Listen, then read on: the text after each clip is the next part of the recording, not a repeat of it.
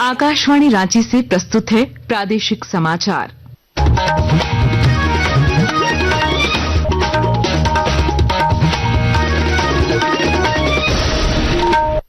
नमस्कार, प्रादेशिक समाचारों के साथ मैं प्रियंका। पहले मुख्य समाचार। गुमला में नक्सलियों के खिलाफ चलाए जा रहे अभियान में सुरक्षा बलों को बड़ी सफलता, मुठभेड़ में 3 नक्सली ढेर। मुख्यमंत्री हेमंत सोरेन की अध्यक्षता में आज रांची में होगी राज्य कैबिनेट की बैठक, मिल सकती है पेसा एक्ट को मंजूरी। राज्य में बहाली प्रक्रिया का सिलसिला जारी, मुख्यमंत्री और स्वास्थ्य मंत्री कल 200 चिकित्सकों को सौंपेंगे नियुक्ति पत्र। रांची में दुर्गोत्सव के दौरान ट्रैफिक और सुरक्षा को लेकर व्यापक तैयारी, आज हो रही है माता के चंद्रघंटा स्वरूप की पूजा।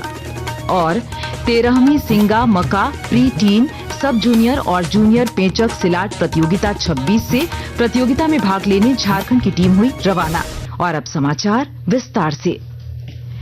नक्सलियों के खिलाफ चलाए जा रहे राज्यव्यापी अभियान में पुलिस को एक और बड़ी सफलता मिली है। पुलिस और सुरक्षा बलों ने गुमला जिले के बिशुनपुर थाना क्षेत्र में प्रतिबंधित नक्सली संगठन जेजेएमपी के 3 सदस्यों को मुठभेड़ में मार गिराया है। इनमें एक 5 लाख रुपए का इनामी नक्सली भी शामिल है।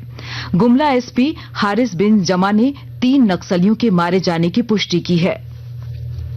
मुख्यमंत्री हेमंत सोरेन की अध्यक्षता में आज रांची में राज्य कैबिनेट की बैठक होगी। बैठक में सारंडा को वाइल्ड लाइफ सेंचुरी बनाने का प्रस्ताव रखा जा सकता है। बैठक में पेसा नियमावली को भी मंजूरी मिल सकती है। मंत्रिपरिषद द्वारा जनहित के कई अन्य प्रस्तावों को भी स्वीकृति दिए जाने की संभावना है। पेसा कानून की नियमावली तैयार करने को लेकर झारखंड हाईकोर्ट ने राज्य सरकार को एक बार फिर सख्त निर्देश दिए हैं। अदालत ने सरकार से स्पष्ट रूप से कहा कि अगली सुनवाई से पहले पेसा नियमावली तैयार कर अदालत में पेश की जाए। कोर्ट ने इस मामले की अगली सुनवाई की तारीख 9 अक्टूबर तय की है। साथ ही पेसा नियमावली तैयार न होने तक राज्य में माइनर मिनरल के आवंटन पर लगी रोक को हटाने से भी इनकार कर दिया है। केंद्र सरकार द्वारा जीएसटी दरों में कटौती पर औद्योगिक नगरी जमशेदपुर के लोगों में खासा उत्साह है। जीवन बीमा पर जीएसटी शून्य किए जाने की पहल की लोग सराहना कर रहे हैं।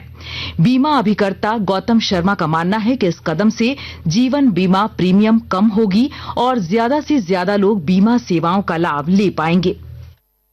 इससे बहुत सारा फायदा होगा। पहले जो प्रीमियम ज्यादा लगता था कस्टमर को वो कम लगेगा और आने वाले समय में बीमा भी ज्यादा होगा। प्रीमियम कम होने से बहुत से लोग का बजट जो है कम हो जाएगा और ज्यादा से ज्यादा लोग बीमा ले पाएंगे। प्रधानमंत्री नरेंद्र मोदी के नेतृत्व में सेवा और सुशासन मंत्र से प्रेरित सरकार परिवर्तन और प्रगति की दिशा में लगातार काम कर रही है।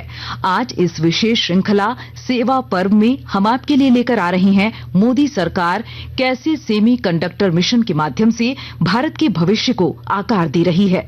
सेमीकंडक्टर आधुनिक इलेक्ट्रॉनिक्स का महत्वपूर्ण निर्माण खंड है। ये एक ऐसे छुपे हुए मस्तिष्क की तरह काम करता है जो उपकरणों को चलाने में मदद करते हैं। 2021 में भारत सेमीकंडक्टर मिशन ISM की शुरुआत के बाद से प्रधानमंत्री नरेंद्र मोदी के नेतृत्व में भारत ने अपनी सेमीकंडक्टर यात्रा को कल्पना से हकीकत में बदला है। इस महीने नई दिल्ली में सेमीकॉन इंडिया 2025 में प्रधानमंत्री मोदी ने सेमीकंडक्टर चिप्स को डिजिटल डायमंड बताया। सेमीकंडक्टर की दुनिया में एक बात कही जाती है, oil was black gold, but chips are digital diamonds.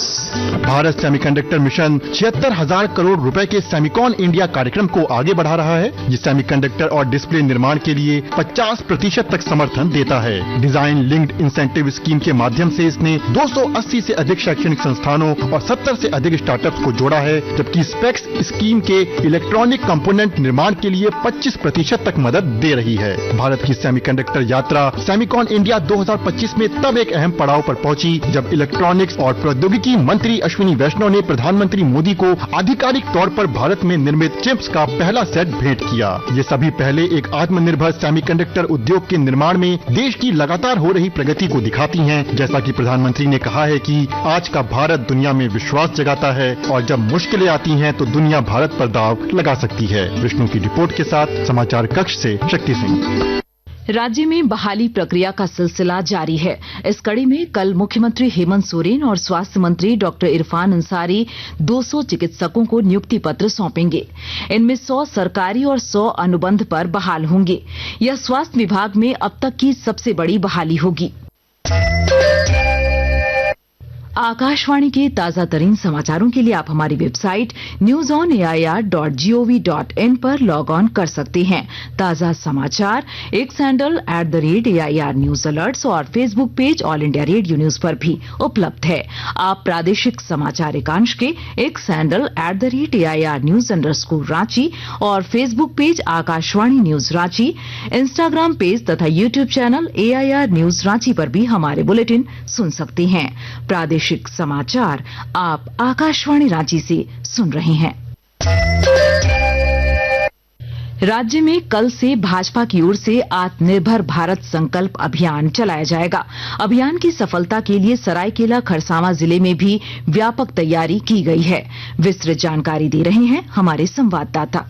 प्रधानमंत्री नरेंद्र मोदी के आत्मनिर्भर भारत के सपनों को साकार करने के लिए भाजपा ने आत्मनिर्भर भारत संकल्प अभियान चलाने की तैयारी की है। इस अभियान की शुरुआत 25 सितंबर को पंडित दीनदयाल उपाध्याय की जयंती से होगी और इसका समापन 25 दिसंबर को पूर्व प्रधानमंत्री अटल बिहारी वाजपेयी की जयंती पर किया जाएगा। भाजपा नगर महामंत्री सुमित कुमार चौधरी ने बताया कि इस दौरान हर घर स्वदेशी अभियान चलाया जाएगा। इसके तहत गाँव-गाँव जाकर लोगों को जागरूक किया जाएगा कि वे भारत में बनी वस्तुओं का उपयोग करें। गोलक बिहारी, आकाशवाणी समाचार, सरायकेला खरसावां।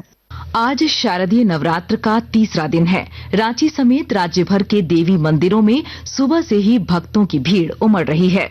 आज मां दुर्गा के 9 रूपों में एक चंद्रघंटा स्वरूप की पूजा हो रही है। पूजा पंडालों में भी मां की आराधना हो रही है। रांची में दुर्गा पूजा के दौरान ट्रैफिक और सुरक्षा को लेकर व्यापक तैयारी की गई है। ट्रैफिक व्यवस्था संभालने के लिए 1100 से ज्यादा जवानों और 50 पुलिस अधिकारियों को तैनात किया गया है। सुरक्षा के दृष्टिकोण से भी कई एहतियाती कदम उठाए जा रहे हैं। दुर्गोत्सव के दौरान स्वास्थ्य महकमा भी सतर्क है। रांची के civil surgeon doctor Prabhat Kumar ने बताया कि सभी पंडालों के आसपास एम्बुलेंस की व्यवस्था की जा रही है और अधिक भीड़भाड़ वाले इलाकों में डॉक्टरों की भी तैनाती की जा रही है।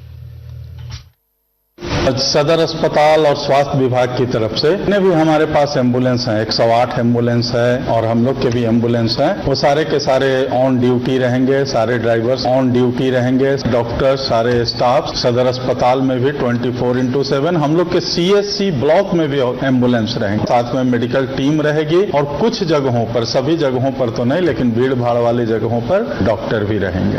आज सुबह के कारोबार में बेंचमार्क घरेलू शेयर सूचकांक सेंसेक्स और निफ्टी लगभग 0.4% की गिरावट के साथ कारोबार कर रहे थे।